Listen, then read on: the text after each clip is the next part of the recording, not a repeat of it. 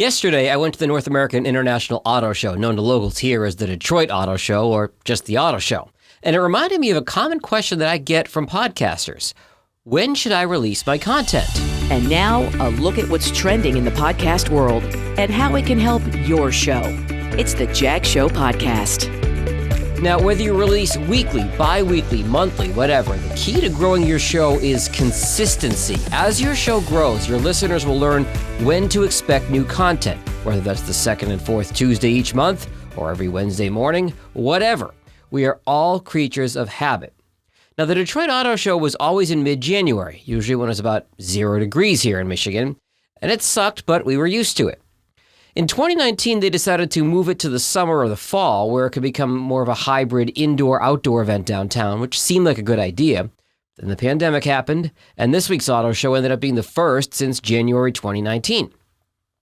I checked it out with some friends yesterday, and it was pretty meh in terms of both the show and the crowd. Was it cool to have monster trucks at Hart Plaza downtown? Sure, I guess.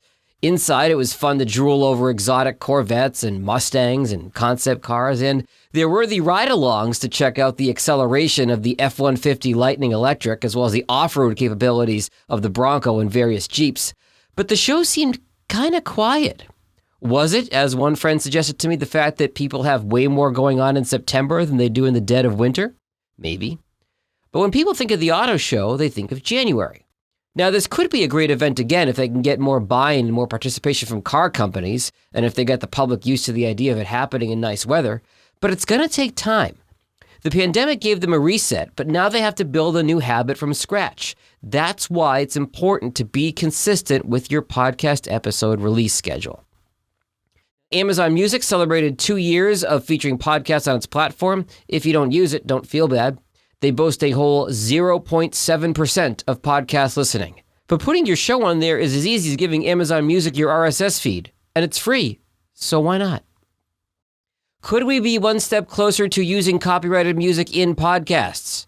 Well, YouTube is testing out a program called Creator Music that will allow you to either purchase a use license for commercial music or enter into a revenue share with the artist. Now, the program's still in beta. They're hoping to launch it in the U.S. later this year, so it's a baby step.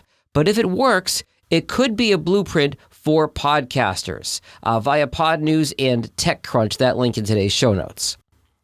Are audio ads more effective than video ads? Well, yes, according to a press release from Mars Media Group, also linked in today's show notes. They claim a 25% revenue increase for audio ads over video ads. The reason they suspect is we have so much screen time, visual ads are just more clutter. They also say that audio ads in their research have an impressive 85% listen-through rate. Again, link in today's show notes.